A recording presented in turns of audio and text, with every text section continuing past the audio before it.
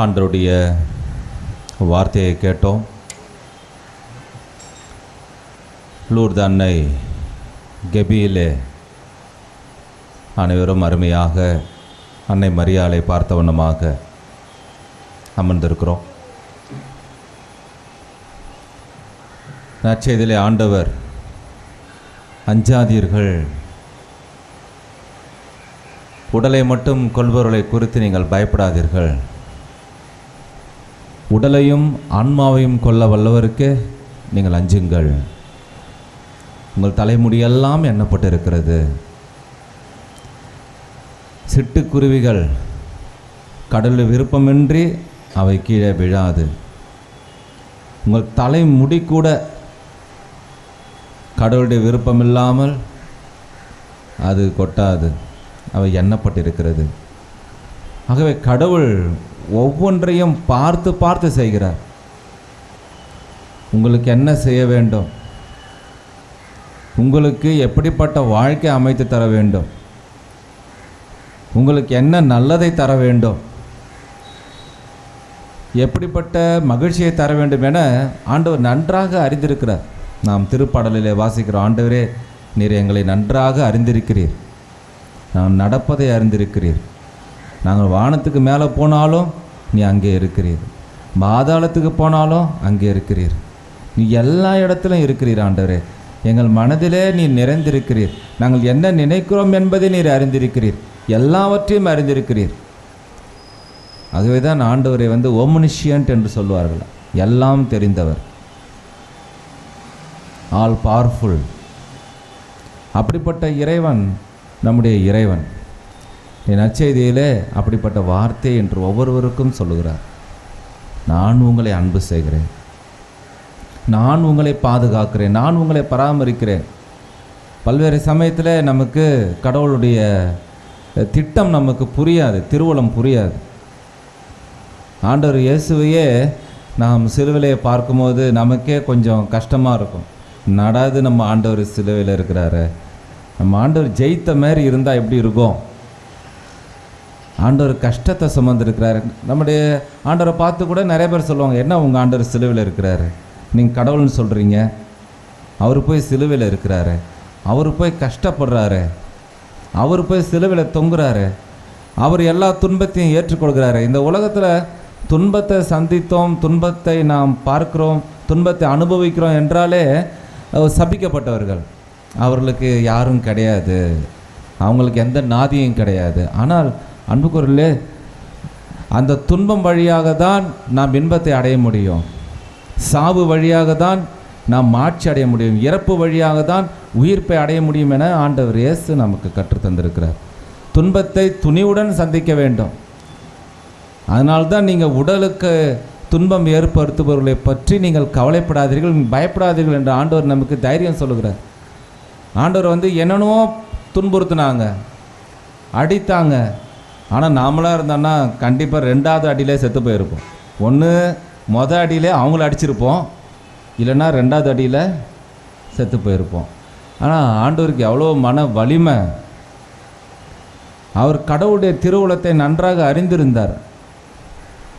அதனால்தான் ஆண்டவரே நீர் எங்களோடு இருக்கிறீர், தந்தையே நீர் என்னோடு இருக்கிறீர், அதை உணர்ந்து கொண்டு அவர் அந்த கல்வாரி பயணத்தில் கடைசி வரை அந்த பயணத்தில் அவர் பங்கு பெறுகிறார்.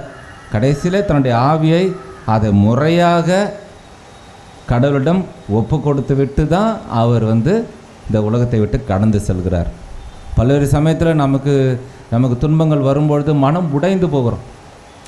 என்னாண்டவரே நான் இதுமாரி எதிர்பார்த்தேன், எனக்கு ப்ரொமோஷன் வரும்னு எதிர்பார்த்தேன், ப்ரொமோஷன் வரல, இத்தனை வருஷமாக நான் வேலை செய்கிறேன், எனக்கு ஒன்றும் நீங்கள் கொடுக்கலையே. எனக்கு அரசாங்க வேலை கிடைக்கும் நான் எதிர்பார்த்தேன், எனக்கு அரசாங்க வேலை கிடைக்கலையே. எத்தனை வருஷமாக நான் அந்த ஸ்கூலில் வேலை செய்கிறேன், எத்தனை வருஷமாக இந்த கம்பெனியில் வேலை செய்கிறேன், எனக்கு முன்னேற்றமே இல்லை, என்னை யாருமே பெரிதுபடுத்தலை. நான் குடும்பத்தில் இவ்வளோ கஷ்டப்பட்டு உழைக்கிறேன், என் குடும்பத்தில் யாருமே என்னை மதிக்கலை. இந்த பிள்ளைங்களுக்காக என் உயிரையே கொடுத்தேன், நான் சிந்தாத கண்ணீர் கிடையாது, நான் ரத்தத்தையே சிந்திருக்கிறேன், ஆனால் இன்றைக்கி என் பிள்ளைங்க என்னை கைவிட்டுட்டாங்க. இந்த அம்மாவுடைய உழைப்பை யாருக்கும் தெரியல. ஆண்டவரே நான் இப்படியெல்லாம் உங்களை நான் நம்பி இருந்தேனே, நான் கோவிலுக்கு வந்தேனே, நான் இறைவார்த்தையை வாசித்தேனே, உங்களே நினச்சி நான் தவமாக இருந்தேனே, எனக்கு ஏன் ஆண்டவர் இப்படிப்பட்ட சோதனை, என் குடும்பத்தில் ஏன் ஆண்டவரே உங்களுக்கு இந்த நோய் வந்தது, ஏன் இந்த கேன்சர் வந்தது, ஏன் அற்பாயுசிலே எடுத்துக்கிட்டீங்க, ஏன் என் பிள்ளைங்களை பிரிச்சிட்டீங்க, அல்லது ஏன் என் பிள்ளைக்கு ஒரு சந்தோஷமான வாழ்க்கை அமையல, என் குடும்பத்தில் ஏன் என் பிள்ளைங்களுக்கு நல்ல வேலை கிடைக்கல, அல்லது ஏன் நல்ல திருமணம் நடக்கலை, அல்லது ஏன் குழந்தை பாக்கியம் இல்லை. இப்படி இந்த உலக வாழ்க்கையில் இந்த உடலால் நாம் சந்திக்கின்ற துன்பங்கள் அதுக்கு அளவே கிடையாது.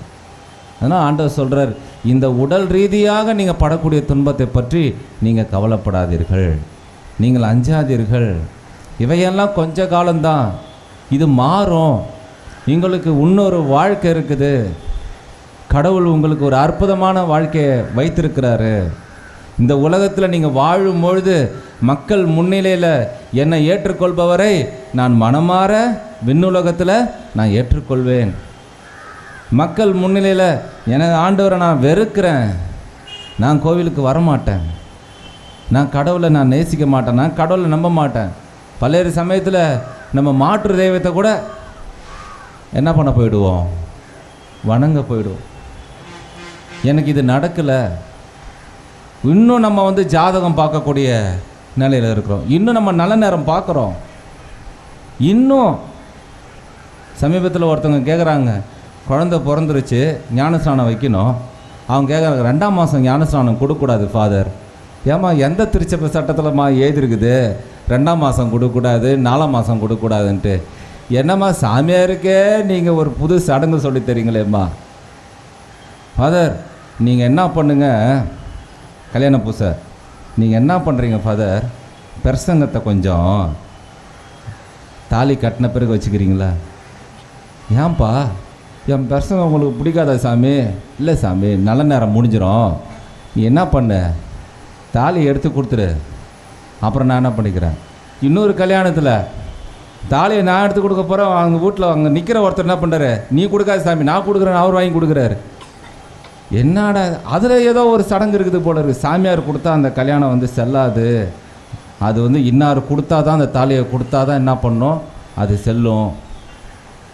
அப்போ மக்கள் மத்தியில் இன்றைக்கி நல்ல நேரம், இன்றைக்கி ஜாதகம், இந்த நேரத்தில் இப்படி இந்த சடங்கு இப்படி செஞ்சால் தான் விளங்கும், இப்படி செஞ்சால் தான் இது கடவுளுடைய ஆசீர்வாதம் கிடைக்கும்.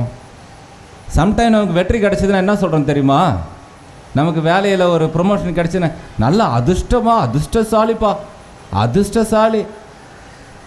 உனக்கு முதல்ல ஆம்பளை பிள்ளை பிறந்துச்சுன்னா நீ அதிர்ஷ்டசாலி, எனக்கு அதிர்ஷ்டம் சாமி, அதிர்ஷ்டம், என் நல்ல ராசி, என் மருமக வந்த ராசி, என் வீட்டில் குழந்தை பிறந்த ராசி.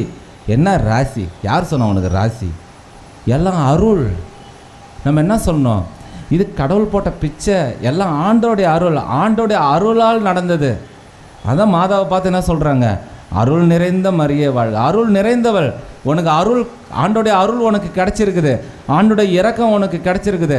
ஆண்டர் உன் மேலே கனிவு காட்டுறாரு, உன் மேலே அவர் இறக்கப்பட்டார், உன் மேலே அவருக்கு உனக்கு செய்யணும்னு ஆசைப்பட்டுட்டார். அதனால்தான் பெண்களுக்குள் நீ தான் பேறு பெற்றவள், ஒன்றை தான் ஆண்டவர் என்ன பண்ணியிருக்கிறாரு, கடவுளின் தாயாக தேர்ந்தெடுத்திருக்கிறாரு. அது அன்புக்குரியவர்களே, இந்த உலகத்தில் ஒரு துன்பம் நடக்குது, கஷ்டம் வருதுன்னா நம்ம நினைக்கிறோம் கடவுள் கைவிட்டுட்டார்னு நினைக்கிறோம், இல்லைன்னா கடவுள் நம்மளை தண்டிச்சிட்டார்னு நினைக்கிறோம். இப்போ ஆண்டவர் இயேசு அவர் சிலுவையை தூக்குனது, அவரை சாட்டையால் அவர் அடி வாங்கினது, அவர் ரத்தம் சிந்தினது, அப்போ அதை பார்க்கும்போது எல்லாருமே நினச்சிருப்பாங்க, சீடர்களே போயிட்டாங்க, கடவுள் கைவிட்டுட்டார். என்னங்க அவர் செய்யாத புதுமையா, அவர் சொல்லாத வார்த்தையா, அந்த வார்த்தையால் அப்படியே நடந்ததா இல்லையா? எழுந்து நடன்னு சொன்னார், நடந்தாங்களா இல்லையா? பார்வை தெரியாதவனுக்கு உனக்கு பார்வை பெற வேண்டும், பார்வையை பெற்றுக்கொள்ளுங்கிறார், பார்வை நடக்குது, உன் பாவங்கள் மன்னிக்கப்பட்டன. எல்லாமே 5 அப்பம் 2 மீன் எடுத்துகிட்டு வராங்க. அப்படியே ஆண்டவரை பார்த்து ப்ரேயர் பண்ணுறாரு, விண்ணக தந்தையை பார்த்து ஜெபிக்கிறாரு. அந்த 5 அப்பங்கள் 2 மீன்கள் 5000 பேருக்கு உணவாக போகுது. காற்றை பார்த்து, புயலை பார்த்து அப்படியே கையை நீட்டி என்ன பண்ணுறாரு, புயலே நிறுத்து அப்படிங்கிறாரு, நின்று போகுது. அப்போ அப்படிப்பட்ட இறைவனுக்கு அப்படிப்பட்ட போதனை அவர் வந்து அந்த துன்பத்தை வந்து அவர் ஏற்றுக்கொள்கிறாருன்னு அது அர்த்தம் புரியல. ஏன்னா இந்த உலகத்தில் யாருக்குமே துன்பம் பிடிக்காது. யாருக்கு துன்பம் பிடிக்கும்? யாருக்குமே கஷ்டம் பிடிக்காது. இந்த கஷ்டத்தை ஏற்றுக்கிறீங்களா யாராவது? உங்கள் குடும்பத்தில் ஒரு 2 லட்சம் கடன் இருக்குது, உங்கள் அப்பா சொல்கிறாரு, இல்லை உங்கள் மாமனார் சொல்கிறாரு, இல்லை உங்கள் வீட்டுக்காரர் சொல்கிறார், அம்மா நான் 10 லட்சம் கடன் வச்சுருக்கேன், நீ 4 பவுன் செயின் வச்சுருக்கில்ல, அதை கொஞ்சம் கொடுத்துட்றியா, விற்றுருவோம், கடன் அடிச்சிருது. இந்த செயின் எங்கள் அப்பா போட்டது, எங்கள் அம்மா போட்டது, நீ வட்டி வேணால் எத்தனை வேணால் கட்டுப்பா, இந்த செயினை மட்டும் நான் என்ன பண்ண மாட்டேன். யாருமே வந்து கஷ்டத்தை வந்து இந்த உலகத்தில் ஏற்றுக்கிறதுக்கு தயார் கிடையாது. என் கஷ்டனால யாருக்குமே பிடிக்காது.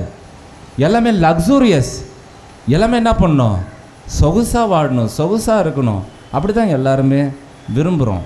ஆனால் ஆண்டவருடைய பார்வையில் கஷ்டத்தை வந்து என்ன பண்ண சொல்கிறாரு, அவர் சந்தோஷமாக ஏற்றுக்கொள்ள சொல்கிறாரு. நீங்கள் பயப்படாதீங்க, எல்லாமே கடவுளுக்கு தெரியும். உங்களுக்கு ஒரு கஷ்டம் வருதுன்னா அவர் நன்றாக தெரிந்து தானே உங்களுக்கு கொடுத்துருக்கிறாரு, உங்களை கைவிட மாட்டார். ஒரு கஷ்டம் உங்களுக்கு கொடுக்குறாருன்னா கண்டிப்பாக அதை விட பல மடங்கு உங்களுக்கு என்ன செய்ய போகிறாரு, அவர் நல்லது செய்ய போகிறாரு. ஆண்டவர் பட்ட பாடு, அந்த கஷ்டப்பட்டார்.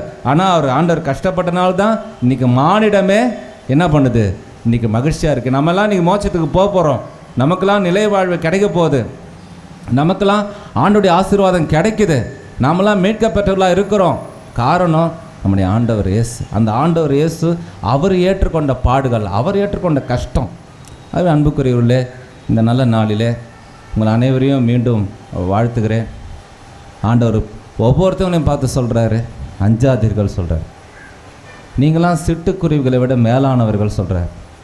ஒரு சாதாரண சிட்டுக்குருவி மேலே நான் இறக்கம் வச்சுருக்கேன்னு சொல்கிறார். இன்றைக்கு இருந்து நாளைக்கு அடுப்பில் சுட்டரிக்கப்படும் அந்த காட்டு புல்லுக்கே கடவுள் இவ்வாறு அணி செய்கிறார் என்றால் நான் உங்களை எப்படி நான் அன்பு செய்கிறேன். அந்த வயல்வெளி மலர்களை பாருங்கள், காட்டு செடிகளை பாருங்கள், காட்டு மலர்களை பாருங்கள், அது எவ்வளோ அழகாக இருக்குது. சாலமோன் கூட இதை போல் ஒரு ஆடையை வந்து, இதை போல் அழகு மிகுந்த ஆடையை வந்து அணிந்தது கிடையாது. நான் அதை விட நான் உங்களை வந்து என்ன பண்ணுவேன், நான் பாதுகாப்பேன், உங்களை பராமரிப்பேன், உங்களுக்கு நான் எல்லாம் செய்வேன். ஆகவே இந்த உடல் சார்ந்த தேவைகள், இந்த உலக சார்ந்த தேவைகள், அதை நினச்சி நீங்கள் கவலைப்படாதீங்க. என்ன உண்பது, எதை குடிப்பது, எதை உடுத்துவது என்று அதை பற்றி கவலைப்படாதீர்கள், அதையே தேடாதீர்கள். இவை எல்லாவற்றுக்கு மேலாக நீங்கள் ஆண்டவரையும் ஆண்டுடைய ஆட்சிக்குரியவற்றையும் நீங்கள் தேடுங்கள், அப்போது இவை அனைத்தும் உங்களுக்கு சேர்த்து கொடுக்கப்படும். ஆண்டவர் அருமையாக சொல்கிறார், உங்களுக்கு எல்லாமே நான் கொடுப்பேன். ப்ராவிடன்ஸ். ஒரு சாமியார் வந்து என்ன பண்ணாராம், தியானத்துக்கு போனாராம்.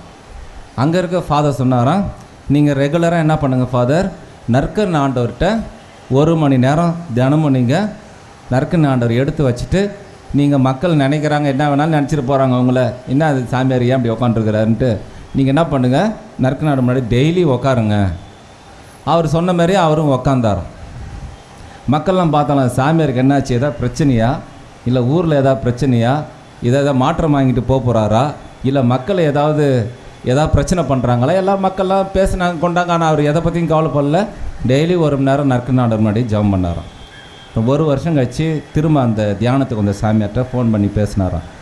அவர் கேட்டார், எப்படி சாமி இருக்கிறீங்க, நீங்கள் நற்கன் ஆண்டவர் வணங்குறீங்களா, 1 மணி நேரம் நேரம் செலவழிக்கிறீங்களா, எப்படி இருக்குது உங்கள் வாழ்க்கை, எப்படி இருக்குது, வித்தியாசமாக இருக்கா அதுக்கு முன்னாடி இருந்ததுக்கும் இப்பயும்?